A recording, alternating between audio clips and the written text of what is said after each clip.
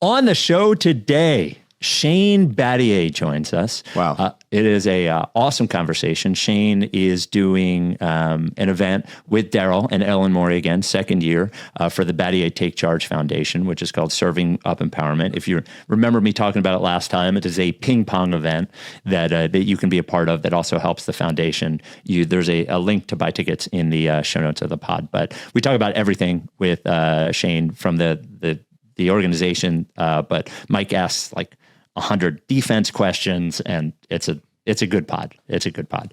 The Rights to Ricky Sanchez podcast is presented by Draftkings Sportsbook. Sign up for Draftkings Sportsbook by using promo code RTRS, and brought to you by Kornblau Law, the official law firm of the Rights to Ricky Sanchez podcast. BodyBio, get 20% off any BodyBio order with promo code August at bodybio.com. And Surfside Iced Tea and Vodka, the official canned cocktail of the Ricky. Looking forward to baseball playoffs this fall, and Surfside being a large part of it.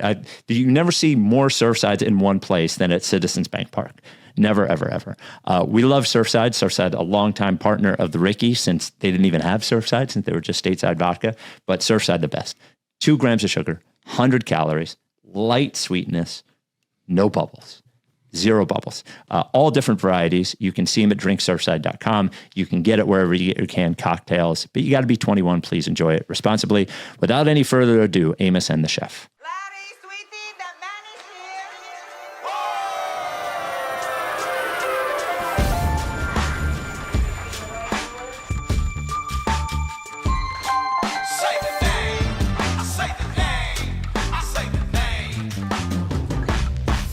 We were right, y'all. We were right. Even when it went wrong, we were right. We was right, y'all. We were right. So say the name. Say the name. We were right, y'all. We were right.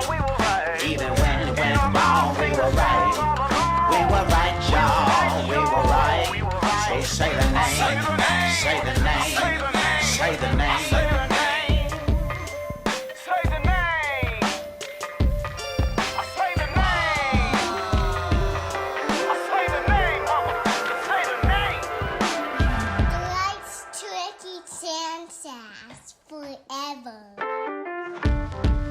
Welcome to the Rights to Ricky Sanchez podcast. I'm Spike Eskin, along with a guy who is about to ask questions about defense to Shane Battier. That is one Mike Levin. Yeah, good talk. Good talk. He's a professional man. He's is self-deprecating and talks about how he's old now. Those kinds of things. I don't know that I buy that. He like alludes to ego, but I think that all of it's a little planned out. But you know. Good. A lot of very thoughtful, smart answers. I think I wanted a little bit more like, where's the motherfucker? Like, where is he? Let's find him. And I try to get to him. I try to get it out of him, but he doesn't want to, he's a professional. Well, part of the skill of being that guy is, hiding that guy, I think, or, or not letting them see you sweat or whatever. So maybe. I also have a new setup right now. If you're not watching, we're figuring out, we're doing a little switch around. That's why I'm so close to the camera. It looks like you're doing the pod at a tailor's, like when you go to the tailor and there's not a dressing room. There's just like there's a little man hemming someone behind me right away. We're figuring some stuff out in here. So temporary stuff, but I think hopefully it looks good. CJ seems happy. CJ? Yeah, I think it looks good. It looks normal. I don't think you're too close to the camera at all. Okay, good. No. I think it looks good. It's a lot of face. Well, people like your face. That's nice. So without any further wait, here's our conversation with Shane Battier. Where are you coming to us from? Charlotte, North Carolina. Oh, nice. I saw your is your son playing basketball around there as well? Yeah, he's a pretty good player. We're starting the recruiting process. He's a junior. So we actually have a trip to Northwestern, Daryl Morey's alma mater, in a few weeks to go check it out. He's a good player. Good player. How do you what are the odds he's going to Duke? Like, what is there's some like none? He wants to do his own thing. He's his own man, and I really respect him. He's like, yeah, that's your thing, man. I want to do my thing. So he loves Duke, bleeds blue, but wants to do his own thing. That's cool. And credit. Game similar to yours? No, very different. He's way more skilled than I ever was. He's a lefty, 6'7", shoots it, handles it, like always makes the right play. Like I was a back to the basket center, right? And I was all defense. He's all offense. So he's very different. But he's good. He's really good. He's unique. If his body continues to develop, he's going to be a handful. That's cool. At what age do you let him beat you? At what point do you take that? Oh, I don't play basketball anymore. I mean, I coach him. I'm his high school coach, but I am. I do not play basketball anymore. So what was the last one-on-one game there? But by the way, can we is this okay for the pod? Like, cause we're recording. I just want to make sure it's okay. No, that's fine. Okay. That's fine. We've never played one-on-one. Never. No. Like I said, I played basketball for the first time in 10 years this summer. I got invited to speak at Walmart in Bentonville, Arkansas, and the stipulation was that the CEO of Walmart said, "Okay, you have to play in my pickup game that I run weekly for the last 30 years." And so I'm like, "All right." So I came out of retirement. First time I crossed half court since 2014. No lie. God. Wow. No lie. And I didn't like riding a bike. Were you good? I was fine. I didn't jump for rebounds because I just, I can't miss a year of golf. I'm 47 years old. So if I snap an Achilles or an ACL, that costs me a year of golf, and I'm not willing to make that trade off. So I didn't jump. The last game, I played 6 games, won all 6. And then I'm like, all right, guys, last game. And I scored like, I don't know, majority of the points because I just wanted to be done and not get hurt. So for a hot second there, I was feeling it. I was feeling it, beating up on a bunch of middle-aged executives from Walmart. Sure. Do you miss it? Like, I'm hung up on this. 10 years is a crazy amount of time to not play ball when it was your life so much. When I walked away, look, in 2014, I played 13 years. I won 2 NBA titles. I'd reached every one of my goals. And in 2013, I hit 6 threes in Game 7 at NBA Finals. Like I knew, like it's not getting better than this. Like this is like I should have retired after that moment, to be honest with you. But I held on for one more year, and I'd reached all my goals, and I just didn't have the desire to grind anymore. I missed the game. I missed the competition. I missed my teammates. Everyone misses the locker room and misses the anxiety from guarding a guy like Kobe or Carmelo, and but I just didn't have the heart to grind anymore. So I miss it now in the playoffs because playoffs are the best. Just the grind, and you're miserable, and you just hate the other teams. You're sick of seeing them for 2 weeks. I miss that. But I do not miss preseason. I don't miss getting in shape. I don't miss getting home at 4:00 in the morning. I don't miss being gone from my family. I don't miss that at all. You mentioned golf. And what is it about the obsession of professional athletes that are good in other sports about golf, and like in the battle to get good at it? Because a lot of pro athletes never get actually good at golf. So what is it about golf? I'm so fascinated by it. It's the grind. Look, I'm used to, ever since I was 10 years old, I'm used to going to the gym and shooting 200 shots a day and just grinding. So like for me, I'm not going to the gym to do that anymore. So I will go to the putting range and the chipping range and the driving range and just grind. And so it's really just like how good can you get? And so it's, playing $10 Nassaus with my buddy. That's great. Fills the competition void, but it's really, it's about self-mastery and like how good at golf can I get? And it's like the only thing that we have that's competitive, that can test us, that gets that juice flowing like the old days when we played. So you're with us today because of the Battier Take Charge Foundation and the event you're doing with Daryl and Ellen Morey. It's the second Serving Up Empowerment, which is Serving Up Empowerment. It is September 20th, 2p to 5p at Spin Philly, which I've never been to before, but it looks awesome, which benefits the Battier Take Charge Foundation. And it is a ping pong event, which we will get to in a moment, because I was disturbed last year at how much Daryl cares about ping pong. So we definitely have to talk about that. He really cares. I got to meet a few of the students that have benefited from the foundation who were from Camden. Can you give just a big picture outline of why you started the foundation that you run with your wife, and like where it came from and then where it is now? And then we'll get to Camden specifically. Yeah. Well, look, I was very lucky to be 6'8" and have the hand-eye coordination that I did when I was 14 years old. Okay. And so basketball opened up all the doors for me in the world. Okay. I had the talent, I had the drive, I worked my tail off. And I was always very, very aware that I was super fortunate to have these opportunities.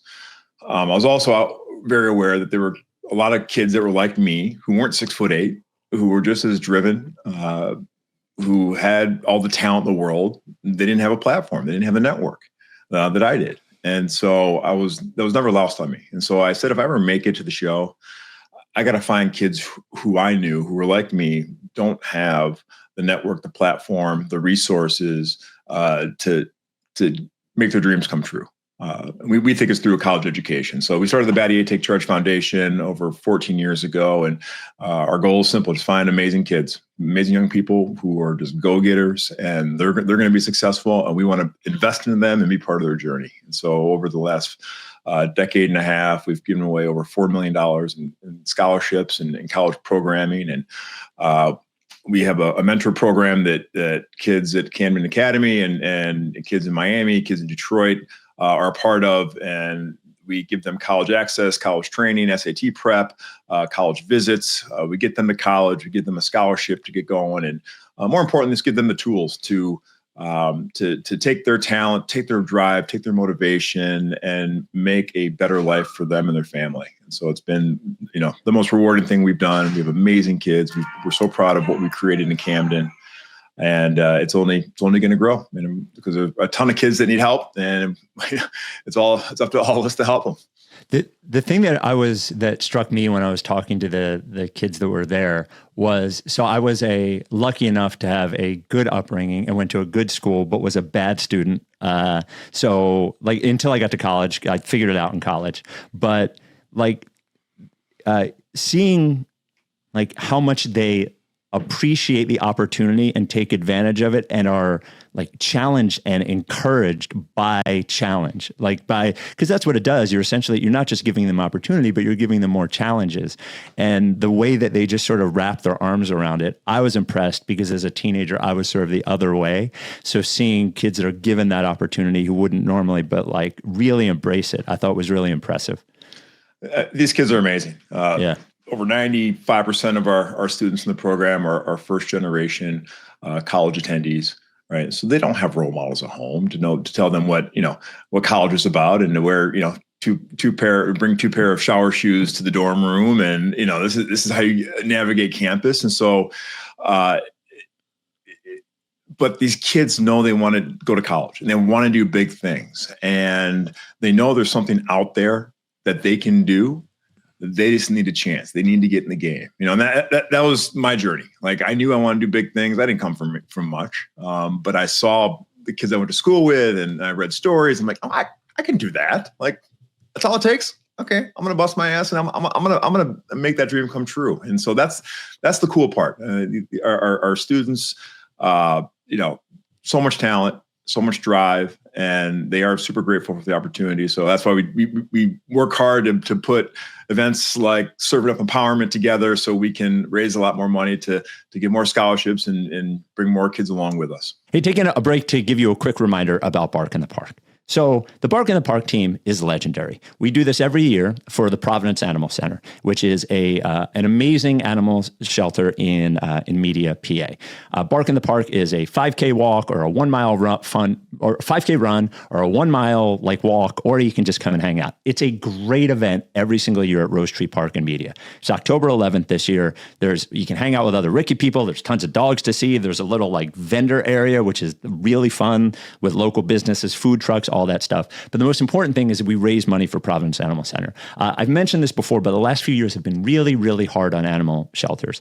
After that big wave of adoptions that happened during COVID, as people have gone back to work and don't have all the free time that they had, surrenders are way up at shelters. Strays are way up in shelters, and adoptions are down. And every dollar we can raise helps save more homeless animals and helps support a place like Providence Animal Center. So every year we always have a really big team for Bark in the Park. It's very fun, and we have our own shirt. We're like 5 weeks away, and we got to get the team numbers up. I want to raise $20,000. We've only raised $2,600. So here is the thing. I know you're probably going to join. I want you to do it now so I can get a count on t-shirts. So if you join the Rights to Ricky Sanchez team, go to rightstoRickySanchez.com/bark. Make sure you're joining the team when you go there, or we'll put the link in the show notes. All you got to do is raise $50, and then you get our very special shirt, yet another Rebel shirt by another great local artist. Olivia Smith did the art for this one. She did a knock-up job, Rebel on a skateboard. I love it. So once again, it means so much to me that we always have so much participation. We raised $21,000 last year. I think it's 70 people on the team. But I would ask that you do it now so we can get a good count on shirts and that my anxiety can go down. So go to the link in the show notes or go to rightstoRickySanchez.com/bark. See you there. The Rights to Ricky Sanchez podcast is brought to you by Kornblau Law. Oh man, if you have a need for a lawyer, specifically personal injury, there is nobody that is a mad dog like Kornblau. There is nobody who is going to, look, how he treats you, not a mad dog. How he treats you, he's going to be understanding, he's going to be patient, he's going to be communicative, but the person who has wronged you or the company has wronged you, total mad dog. I'm lucky enough finally to have been, now I wasn't injured, but I had an issue with my home and it was potentially a legal issue. I reached out to Kornblau and he was when I say a psycho about it, I mean it in the absolute positive best way. Totally buttoned up, totally researched, totally on it, and actually helped me settle that issue. And a lot of Rights to Ricky Sanchez listeners have gone to Kornblau for personal injury or any other thing. What I would tell you first is if you don't have a lawyer and there is some sort of issue, reach out to Kornblau first.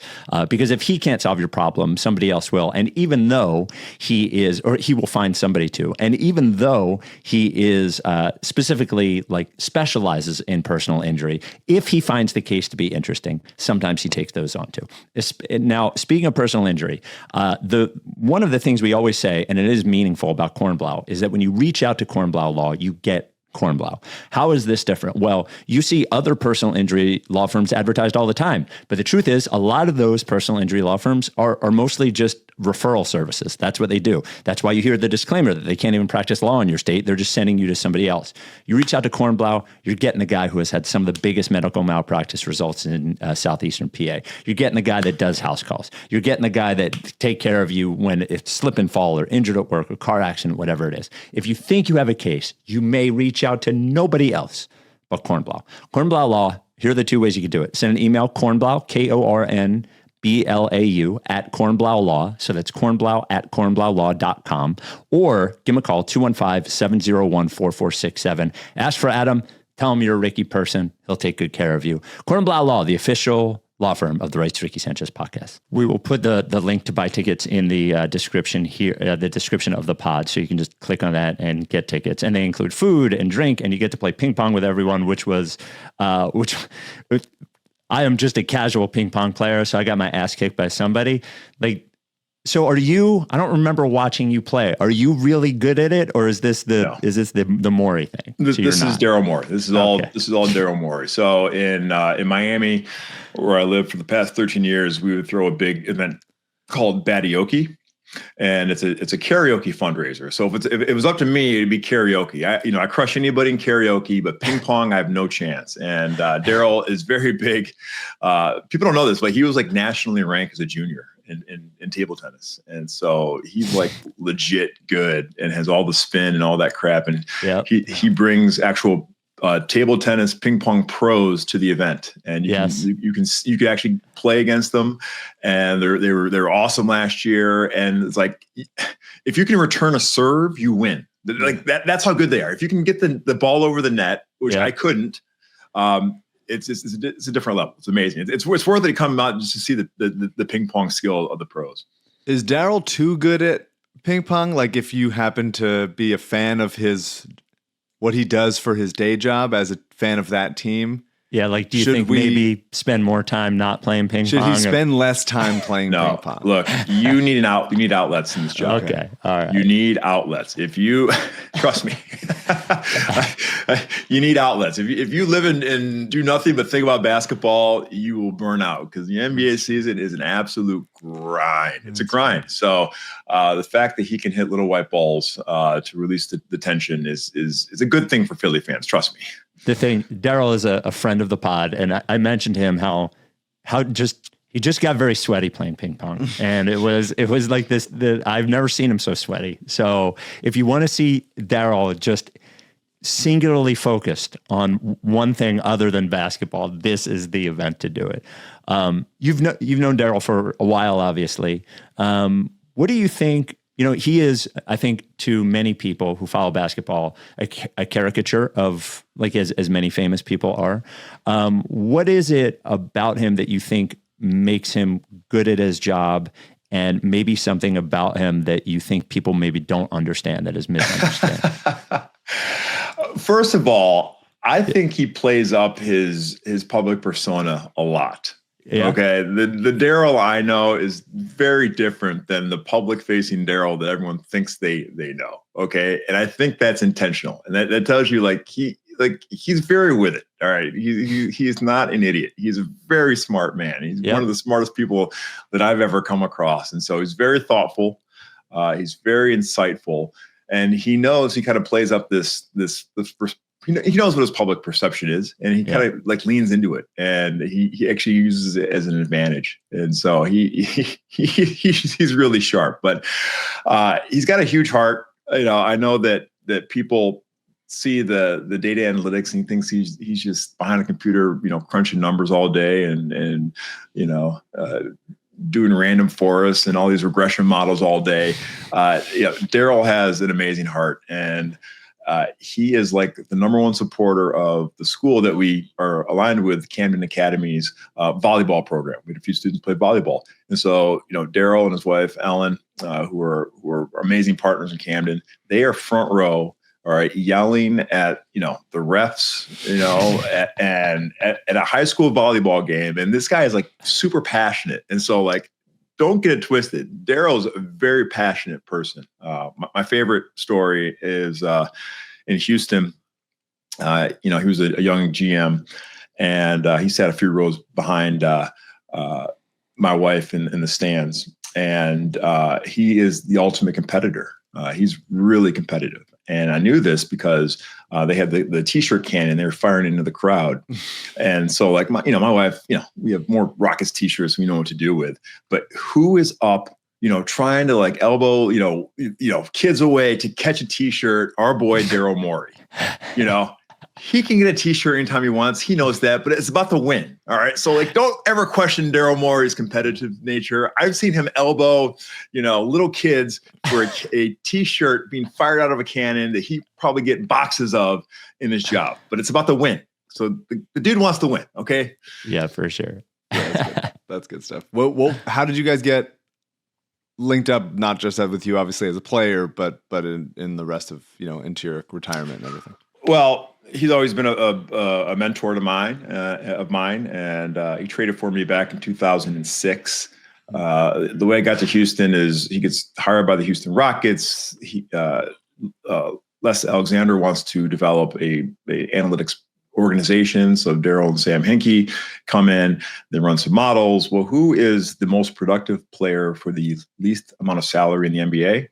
Yours truly, me. So I was cheap labor. I was cheap, good labor. And so they traded for me, and Daryl taught me that. And told me that. I said, "Thank you, Daryl. That's always a great, reputation to have." But Daryl taught me a whole different way of looking at basketball. And obviously, if you read the No Stat All-Star, really changed the course of my career and made me even a better defender and basketball player, and I'm much more famous for only scoring 8 points a game than anything else. I might be the most famous NBA player to score average 8 points a game for their career, just because of all the analytics and models that are in modern day basketball. But we stayed very, very close, and obviously we started the foundation, a decade and a half ago, and Daryl came to us and said, "Hey, I want to do something. But I'm smart enough to know that it's a waste of my time and energy to start something from new. Let's partner, bring your cohort to Canyon Academy, and we'll do something great. And we said that'd be awesome. That'd be awesome. And Canyon Academy is an amazing school right across the street from the Sixers practice facility, actually. So all the players drive by it every single day. And we walked in there and they say, "Who are you guys?" We say, we want to send you to college. And they said, "Come on in." And so this is our 4th year that we've had a cohort of amazing kids. And we have a ton of kids going to school all over the Philadelphia area and beyond. And judging by the stories, we're making a real impact. And it's been amazing to partner with Daryl and Ellen in this to really change lives and make Philadelphia area better. Ellen, I like Ellen. We found out she's a diehard Mets fan, which is a bad thing in Philadelphia, like the really psychotic Mets fan. So yeah, we've won the last 2. If you're listening to this, Ellen, like Phillies won the last 2. Mets are probably cheating in Citi Field. I just wanted to know that if she happens to be listening. You mentioned, excuse me, Daryl, like sort of changing your game through like changing the game in general, and I think you might get some reaction now that those changes to the game, which I think many teams have instituted, maybe all teams, sort of the focus on at the rim and free throws and 3-point shots, has maybe made the game like a little less compelling when you're watching it, sort of sameness. Do you notice that when you watch, and do you think that there is an adjustment that might need to be made from a rules perspective if teams don't adjust with how the game is played now? Yeah. Well, first of all, the players that play today, they've never been more skilled. They've never been more athletic. Yeah. Right. I mean, these guys are awesome. And there's guys who don't play who are skilled and athletic. So like, I'm a plumber. I played in the plumber era compared to these guys athletically and skill wise. All right. And so the game has morphed, length is everything now, length and shooting. And look, when you're in the locker room, if they said, "Hey, you have to wear ballet shoes because it'll give you a 10% chance of winning the game better," everyone will put on ballet shoes. People are going to do what they have to do to win games. Okay. So as much as we are an entertainment league and we want to entertain the fans, as a player, the most entertaining thing is to win. And so the way the rules are, like, unfortunately, whoever makes more 3-pointers wins the game. That explains like 80 to 90% of who wins the game. And so it's as simple as that. I ran analytics for the Miami Heat for 5 years, and despite all the models that we did, we kept saying, if we would have made more threes, we would have won. So people don't want to hear that. But that's just the way it is. So the problem is when you start messing with the rules, with the 3-point line in particular, the unintended consequences will really impact the game, and I think in a bad way. Okay. So if you want to you say, okay, we're shooting too many threes, let's move the 3-point line back. Okay. If you move the 3-point line back a couple feet, okay, yes, the Steph Currys and Anthony Edwards, the guys who are really great 3-point shooters, not going to affect them too much. All right. But the problem is a whole population of NBA players that can't make that shot. Well, guess what? I don't have to guard that player anymore. Okay. So if that guy wants to take a 28-foot 3-pointer and he's going to shoot 20% from it, great. Be my guest. So what I'm going to do, I'm going to park my butt right in the paint. Okay. What's that do? That takes away all the driving lanes from Anthony Edwards. All right. Giannis can't get to the hole because I'm sitting into the lane. Okay. And so the spacing from a defensive standpoint shrinks. And what makes the NBA game great is seeing the best players play in space. Okay. So when I have to guard a 3-point line and it pulls me, a foot closer to, a Steph Curry, all right, all of a sudden, someone on the weak side has that much more room to drive, hopefully dunk, whatever. All right. So you need more space on offense, not less space. Okay. So if you move the 3-point line in, sort of the same thing happens. Like, well, I can recover the 3-point shooter because he's not as far away from me. So I'm going to park my butt right in the 3-point line and take away space.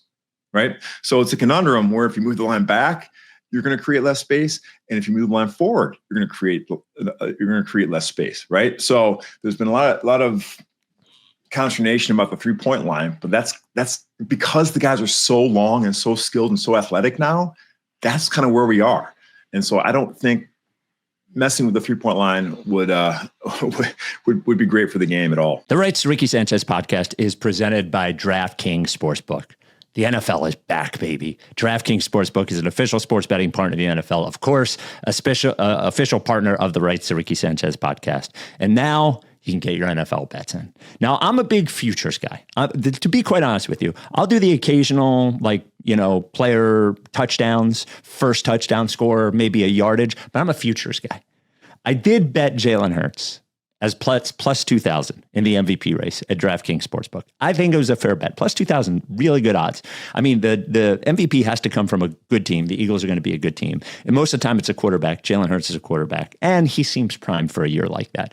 Now for this weekend, what do we got? Eagles are -1.5 at the Chiefs. I actually think, I know everyone is saying that the Chiefs are due or they lost the first game, so they're going to be dangerous. They're home. Obviously a good team. I don't know. Maybe the Chiefs just aren't that good anymore. Anyway, Chiefs are 1.5 point underdogs. Jalen, again, I love the Jalen, and I'm not saying that you should bet this. I'm saying me personally. I love Jalen anytime TD score. It was -150 in the first game. It's -145 here. It just feels like a guarantee he'll score a touchdown every game. And he's +475 for the first TD score. Again, that's just what I'm thinking. It doesn't need to be what you think. If you're a new customer, you bet $5 right now. You get $200 in bonus bets instantly. Plus, score $200 off NFL Sunday Ticket from YouTube and YouTube TV. But you have to use our code RTRS.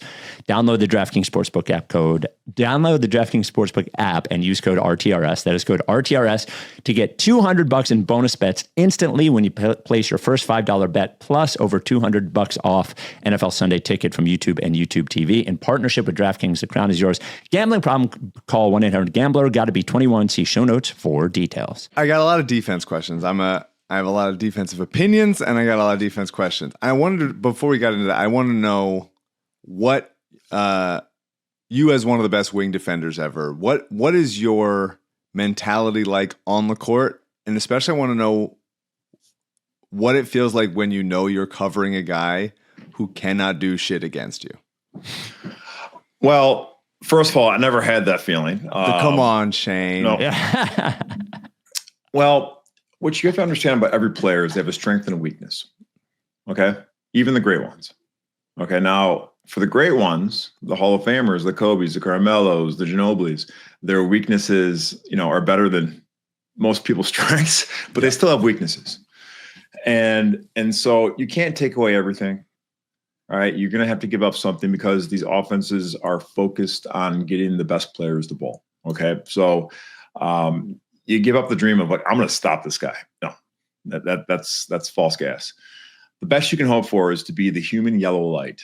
Okay. You want to slow these guys down enough to where they are actually hurting their team by all the bad shots they take. That's the best you can hope for. Okay. So I don't know what it is now, but back in the day, if a player took as many shots as it took to score the points that they scored, then you've had a great night. So if Kobe scored 30 points on 30 shots, I won. If Kobe scores 30 points on 15 shots, he's won. Okay. Because what you think about is if they take a lot of shots, right, obviously they've missed a ton, and then someone else isn't taking those shots and they deliver those bad shots. So over the course of a game, like a high volume player, if they take a ton of shots and don't make a lot, that's good for your team. That sounds very simplistic, but that's the name of the game. And so for me, it was just picking on all of the weaknesses of every player I played against. Now, there's not a player on the planet that shoots the ball better after they dribble the ball one time. Okay? Everyone's a better player, a better scorer when they catch and shoot the basketball without a dribble. Okay? So I know if I get a guy to dribble the ball one time, then his effectiveness drops anywhere from 10 to 20%. Okay? So my goal was no catch and shoots. and make him dribble once. Okay. My other goal was I don't want to foul the guy. If I foul the guy, probably 80% free throw shooter. Okay. There's nowhere else that he's going to shoot 80% from the field, except for a dunk. Okay. So keeping them away from the rim, not fouling them and making them dribble once, you can live with any outcome after that. That's really how to be a great defender. And so I didn't care what happened, actually. I did not care about the result because it didn't matter, right? What I cared about was what was the environment in which the play happened. Was it a catch and shoot? Was it a foul on a free throw? Was it a dunk? Was it a mid-range jumper? Okay. And so if I push the guy to a mid-range jumper over the long run, okay, over the course of a game, over the course of a season, I'm going to win. Okay. And there were games that it didn't work out for me. All right. I played Carmelo Anthony one time. He scored a 50 ball on my head and he had 0 paint points. 0. You know what an outlier game that is? That's like almost an impossibility. 0 paint points, scored 50 points. And after the game, everyone, media's killing me, Twitter's killing me, and I said, I would do the exact same thing. 10 times out of 10, I would take those shots every single time. He just had an outlier game. And so you have to be able to disassociate yourself with the result. We play him a few weeks later. I have the same game plan. He shoots, 6 for 18, and we win the game by 20. The headline is Carmelo with an off night. It's like, so you can't control the narrative, but you can't control what the environment is. And so, and that's what Daryl and Sam taught me. It's like, be obsessed with like the process. The process. I'm sorry, but be obsessed with staying with the game plan. All right, taking away the strength and always like allowing the weakness to happen. And over a sample size, it'll work. And that was I wasn't fast. I wasn't like athletic. I was long and I was smart and I knew angles and I knew the scouting report and I could think the game at a level that most couldn't. And I could do it every play. And that was my superpower. And the numbers over the course of my career, they bore out. That was such a Daryl answer. I'm like overwhelmed by it. That is an unbelievable. That's very clear why you guys got along. But I think you're not giving yourself enough credit as being like, you had to, especially when you're earlier on, before you were considering the analytics part of it, before you open yourself into it. Like, you had to be good at defense, especially as a wing defender. I think you have to be a little bit of a sick fuck, and your size, physicality, strength. When you switched on to, you weren't always covering a Kobe, a Carmelo, a Manu. Yeah. Sometimes you're covering. I'll just name some Duke play. Like sometimes you got Chris Duhon on a switch. Sometimes you got Trajan Langdon, and you're like, I'm going to take this personally. Like, I want to know when you get in there, and you're like, fuck you, you're not scoring on me. I want to know what that feels like because I'll never be 6'8" with that kind of hand-eye coordination. Honestly, I didn't think about it like that. Because you can't stop everybody in the NBA. Can't stop people. You're not shutting people out. Like Ron Artest was a lockdown defender. He could take you away because he just was so physical and his arms were so long and so strong. He could literally just deny you the ball and you'd never be able to catch the ball. I couldn't do that. Right. I had to be a position defender. I had to be an angled defender. And you treat everyone the same. Like I didn't get switched off on, Derek Fisher and think, oh man, like he's not Kobe. I'm not worried about it. You treat the guy the same way and you keep the same mentality and the same intensity and you switch the game, you switch the scouting report in your mind, but you give everybody your entire focus because they're in the NBA, dude. And they're there for a reason. So anybody on any given night can beat you. Even my bum ass, beat people on certain nights. So you always give respect to everybody you play against. And you just know that guys like, Kobe and Iverson and Manu, Paul Pierce, they get your attention a little bit more. You mentioned when you were talking about the Carmelo game, the ability to sort of disassociate the results from like what you were attempting to do and whether you did it or not. Do you think that is something that is a personality trait that you have, or is that something that like somebody Like to the whole tuning out the noise thing or whatever, or not paying attention to the results seems impossible for some people. So was that something that you think you were just apt to listen to, or is it something that you had to train yourself to do? Well, first of all, I didn't give a crap what people thought about me. Okay. Right. I knew I was uncool. Okay. You go on Twitter, oh, Battier, what a dork, what a square. Like I was never going to win a popularity or a cool contest. Okay. So I gave up on that dream a long, long time ago. So if I didn't care what like people thought about me as like, a swag guy, why would I care what they thought about me as a basketball player? All I cared about was winning. And if I won, then people would have to give me my flowers, my respect. So that was it.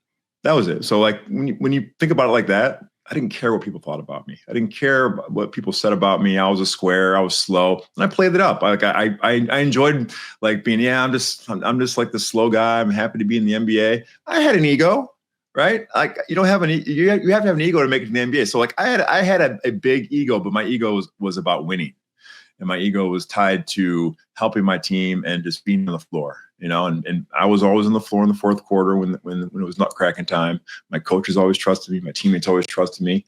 That's all I cared about. And so when you have that mentality, you save so much energy that you waste worrying about what people think about you. And that's not basketball. That's life, right? On the podcast, like if you were beholden to your every negative comment that you heard, you wouldn't get out of bed. You wouldn't get on the podcast, right? But you don't give a crap. Like, no, I'm doing my thing, and I know I'm good, and like people listen, and more people like it than hate it. Like, so like screw those people. And so, to be successful in life, you got to have the attitude in anything, right? But also, like I think playing for Coach K, he taught us the power of the next play. And so he always talked about next play, next play, next play, next play. And I call it like next play speed. And in basketball and in life, it's the players and the people that can move on to the next thing faster than the competition, whether they had success or failure, determines who's successful in life. Okay. So you have a great game. Okay. Next play, next game. Have a terrible game. All right. Next play, next play, next play. And it's just the mindset that you don't, maybe you don't celebrate as much when you win, but you certainly don't lament when you lose as much. And it's a mentality of just, okay, what's next? What's next? What's next? What's next? And you become maniacal about, okay, what's next? And if you can string those things together, you're going to be successful in whatever you do in life. I find that really hard to do, especially after a loss. I had a question. It's interesting that you brought this up because I had a question when you have a bad game. Specifically like a bad end of game moment. You miss a shot or make a bad decision with the ball, or you let some guy get by you because you weren't, in the position that you should have been in, whatever it is. You feel like you let your teammates down. How long are you dwelling on that on the ride home, on the plane home? Like how quickly can you get past it? Maybe earlier on in your career versus later on when you became more, mentally. You have to be real with yourself. Okay. Let's say you guys have a bad pod. Okay. And maybe you're out, drinking the night before, you got 3 hours of sleep. All right. You come in, you have a bad pod, and if you're honest with yourself, you're like, you know what? I didn't prepare like I should have. Okay. So I kind of get it. That's on me. I get it. It's no different in basketball. Like if I knew I prepared and I was in shape and I was focused and I'm trying to do the right things and shit happens and it doesn't work out, like I can live with that. But if I wasn't focused, if I didn't prepare, if I wasn't in shape and I didn't I made errors of just things that I should have just taken care of, then I got a problem. So like being real with yourself and understanding, okay, what's real, what's not. Sometimes you get beat by a good team. Carmelo's 50. All right. Like you had a great game. I tip my cap and move on. And so being real with yourself and doing like a quick postmortem of like, okay, what's real and what's not. And in basketball, there's, I could look at a stat sheet after the game and say, oh man, like we had 20 turnovers. Like, yeah, we weren't supposed to win this game. Okay. Or, they made 25 threes. Yeah, we're not going to win this game. Right. And so understanding what is real, what's not, what wins, what doesn't allows you to move on quickly and reset for the next one. I got more defense questions. I want to know how do you feel about helping on defense? Oh, here we go. There's no great individual defender in the NBA. That's my hot take. if you're a great individual defender in the NBA, chances are you have impeccable help side defense. Bruce Bowen was an amazing defender. You know why? He had Tim Duncan behind him and David Robinson. I'd be a good, you guys would be great defenders. If Bruce Bowen worked his ass off and he competed, and I give him credit for that. But singular defensive skill is not predicated on just like one person, right? I had amazing help side guys behind me. I had Yao Ming in Houston. I had, LeBron and D Wade on the wings with me, right? And so every great defender, I had Mutombo behind me. Like every great defender, it's like, every great man, there's a woman who's probably, the reason why, right? And same thing for help side defense. Every great woman, there's probably a great man behind them too, or partner. Because my issue, Shane. And so yeah, that's the rub. And that's what no one talks about. So help side defense, you got to play it. Again, defense, you're trying to shrink the court. You're trying to take away space. And great defensive teams have very little space on defense. Bad defensive teams have great space. Because if you allow space, the best players will exploit that and they will get to the basket and cause havoc. The Rights to Ricky Sanchez podcast is brought to you by BodyBio. Look, we care about your life. That's why we have a mortgage place for you, because that's important to your life. That's why we have a realtor. It's why we have a jeweler. It's why we have, a financial planner. All these things, we care about your life. BodyBio is there to make you healthier, and they care about you, and we care about you. So that's why we like BodyBio. We've talked about a lot of BodyBio products over the years. E-Lite is a regular one for me that I use every single day, solve the cramping in my legs. Sodium butyrate is one that Mike takes for his stomach. We've been talking about Remineralize. Remineralize is a really great product from BodyBio, who, by the way, is a locally owned, family-owned and operated company. And it's important in this space. Go to the drugstore sometime. See all of the supplements they have on the wall. And look at how many are dusty. There's big companies. They ship them out. There's tons of them. The quality control is just not like BodyBio is. Anyway, Remineralize. Minerals, as you may guess, or may not guess, as I'm telling you, are important for your body. They help keep the bad stuff out and let the good stuff in. The problem with you getting minerals is the way that we live today, the way that we've overfarmed soil, the way that we filter our water. It takes out bad stuff, of course, but it also takes out the good stuff. Remineralize fixes that. So where they get the minerals for Remineralize is from salt beds in Utah, dried salt beds in Utah. Then they minimally process it. So what you do is you just take a couple of drops, put it in your drink in the morning, just sort of like E-Lite. And what it does is gives you all of those minerals that you would normally get from your food that you probably don't get anymore. Use the code August for 20% off anything at BodyBio at any time. That is bodybio.com, promo code August. Again, any of these products, 20% off, bodybio.com, promo code August. Now back to the pod. This is one of my pet issues, as Spike, as you could probably tell from Spike rolling his eyes. But offensively, most game plans are, or at least everybody knows, that one of the best shots in basketball is an open three off the catch. You said one of your biggest defensive mindsets was make the guy dribble. So open threes off the catch, preferably in the short corner. So many offenses are geared towards getting that shot. And then on defense, those same coaches will send help to get the defense into rotation, which usually ends in a wide open three.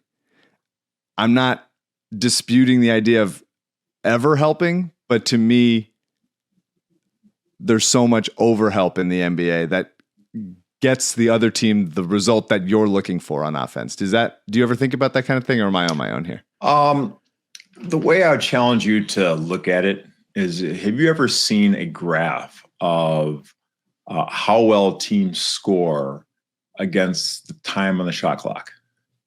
Yeah, I'm sure. Yeah. You know what I'm saying? So if you can get a team late in the shot clock, the chances they will score are less, right? That seems pretty intuitive, right? Yeah. So as a defense, you are trying to prolong the possession as long as you can, because if you do, that takes away the best chance of scoring. So when you get into rotation, and you're trying to force one more pass, maybe they have a turnover, maybe you get the hand in the passing lane. But again, you're just trying to get the clock low because there are very, very few players that are great under 5 seconds left in the shot clock. Very few.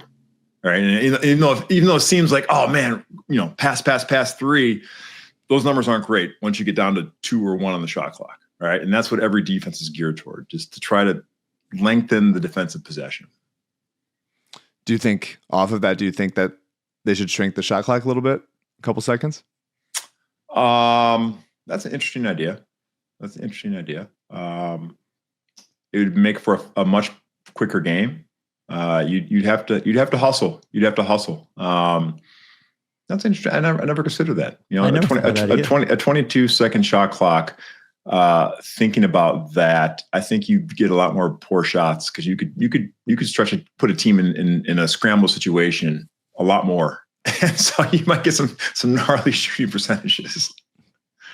I also think it might force. We had Harden and now Maxey does it. It's just like guys that cross the center court line right at 7.9 seconds. But I'm sure that's an energy conservation thing as well. I guess I'm asking you this with just guessing that you have some familiarity with him because of Duke. But Jared McCain is like, I wonder how familiar with him you are, and what you think of him and his future. I played 25 years ago, so I can't speak to him now, but I've met him at Duke. He's a wonderful guy. He really is a wonderful guy. As a Duke guy, I want all my Dukies to be great. All right, even though he plays for the Sixers, and I still work for the Miami Heat. Oh, right. I forgot you're an advisor still for the Heat. Okay, I didn't want to put you in a weird situation. But as a Duke Blue Devil, I'm rooting for all my Dukies, and I can say that. My bad. That's on me. I didn't mean to put you in that spot. Well, then quick thing about Miami then. So, you mentioned you won 2 championships when the LeBron, Bosh, Wade, Battier teams were there, and have been part of the organization since. Heat culture is a thing that we make fun of, but the older I get, the more I think that it's a real, it seems to be a real thing. When you hear that phrase, what do you think of, and what do you think it means? Well, there's an expectation of work, of professionalism, and just doing your job, right? And so the opposite of that was my rookie year when I played for the Memphis Grizzlies. Okay, when I graduated Duke, my teams went 131-15 in a 4-year period. That was the all-time winningest period for college basketball. I think it still is. And I get to the Memphis Grizzlies. They had the lowest winning percentage of every team in the NHL, MLB, NFL, and NBA. So literally the worst franchise in North America. They had a 20 winning percentage for their entire lifespan of 6 years. So like bad culture. Okay, like anti Heat culture. The first day we had to run a mile run for a conditioning test. So I'm thinking, oh my gosh, I'm in the NBA. This is like, the best athletes in the world. I got to be in the best shape of my life. And so I'm not very fast. I look at, 5 whatever mile. I had 4 teammates that couldn't run a mile. 4. Really? That could not finish a mile run to get ready for training camp. And so you talk about lack of professionalism. That is that's the epitome, right? And so that's not serious. That's not taking your job serious and having an expectation of, hey, we're here to win, and I need to do what it takes off the court, on the court to win. The Heat, there's an expectation. Look, we're going to be in world-class shape. We're going to come to work every day. We're not going to, fart around. And we had a great time. It wasn't like it was like boot camp or anything, but when it was time to work, it was time to work. And there's a seriousness about playing for the Heat, and it's not for everybody.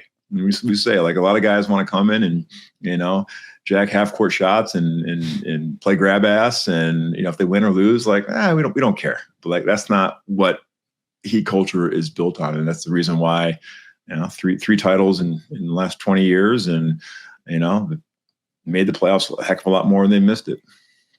When you were on that team and that team became sort of like it was a fun era in the NBA when everybody had one team to sort of aim at or whatever, that there was like these bad guys or whatever that were really good. Were you conscious of I would imagine you had to have been, of the sort of that you guys were sort of like the enemy or whatever, and how did that play internally? Like, how did that feel to have everyone sort of aiming at you? Yeah, it was actually funny. The first year of the Big Three in 2011, they were a pariah. There was a lot of vitriol against them, against LeBron for going to Miami after leaving Cleveland, and they were villains. And Pat Riley and Eric Spoelstra loved it, and they played into it. When they lost to the Mavs, and there was a humility that was taught to the team. It wasn't just about talent. It was about actually going through the fires and developing a team.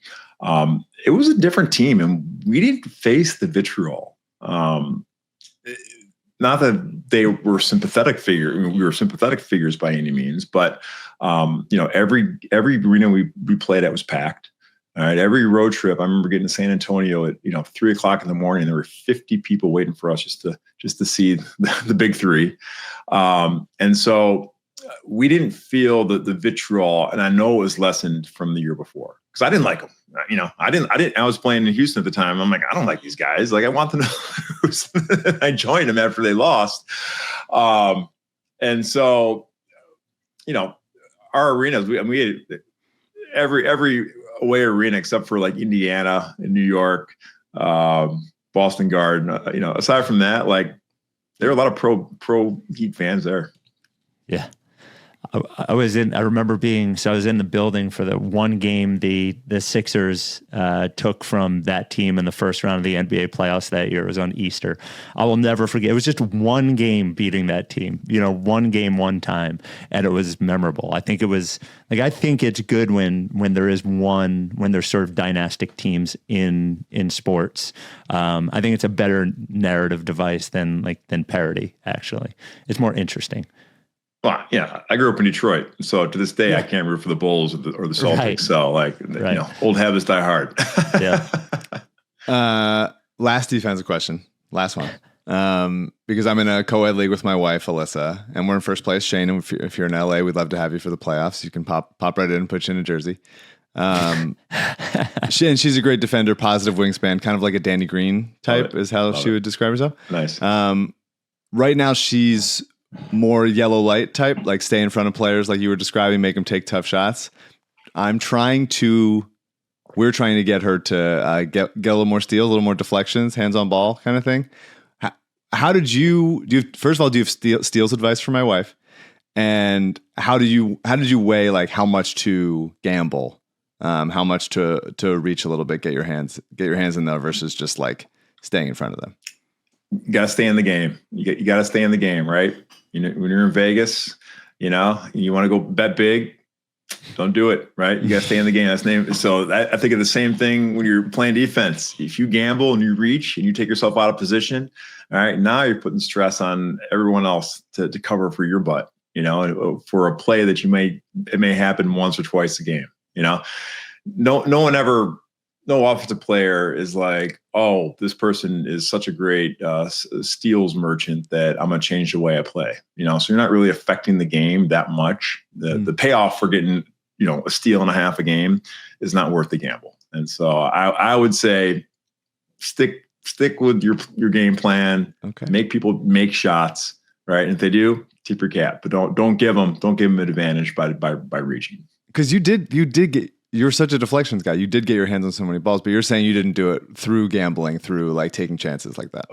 All my deflections and steals came from help side.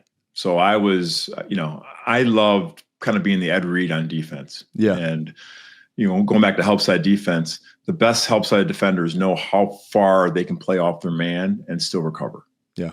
Okay. And it's really hard skill to teach. And I'm a high school coach now and trying to teach that to young players that it's just not intuitive. And so the best defenders, the guys who get off ball steals, They just know how far they can, that's where you can gamble with your spacing, not with the reach. And so I was really good. I was proud. Like when I retired, I was number 100 in block shots all time in the NBA. Yeah. All right. Crazy. For someone who was slow, and the knock on me when I got drafted is like I was too unathletic to ever be an impact NBA player. I played 13 years and finished, almost a block a game for my career. I'm very proud of that. And that was, not because I was super athletic, but because I was always in the right spot and I anticipated well. And if you can do that, you're going to be a great defender. Well, I got to tell you, Shane, between being a Heat culture guy and Duke, there's a lot that you would think that we would not like you at all, but you actually seem like a very, very good guy. And we really appreciate you coming on and the work that you're doing now in the area with the Battier Take Charge Foundation. So the event again is September 20th in Philly at Spin. We'll put the link to buy tickets in the pod. Watch Daryl get sweaty playing ping pong also help the Battier Foundation, and the podcast that you host as well as the Glue Guys, which you can get wherever you get your podcasts. And I'm sorry again for putting you in the weird position about McCain. I forgot about the. It's all good. All good. All right. Thank you, Shane. Thank you, guys. Right. Appreciate you. You asked your defensive questions. I don't think you got the answers that you wanted. You're right. You're right. He's too smart. He's too Daryl. It's Yes. Unbelievable. Yeah, The how linked they are in that kind of way. They really did find it gives you hope for the universe that if you haven't found your special person, you will find your special person. They found each other. Yeah. Daryl's special person is Shane Battier. Yep. We will, there's a lot of Sixer stuff that we have to talk about. We will talk about it this weekend. Of course, a 6-second video of Joel Embiid online taking a shot without a knee brace. We're back. We're back, baby. Spike. Yeah, I know. I felt it. We will talk about that this weekend when we're and a Quentin Grimes probably Yes. leaning towards something signing, some indications, some good indications. one would. And I will also recap my now 12-hour-long argument with Sixers Adam privately about Josh Giddey. So we will talk about that. I can't imagine what that was about. We will talk to you next time. We're down with TTP. Yeah, like face. If you don't fuck with me, then I won't fuck with you. If you don't fuck with me, Then I won't fuck with you. but if you fuck with me, I'm gonna fucking kill you! Time for plan B.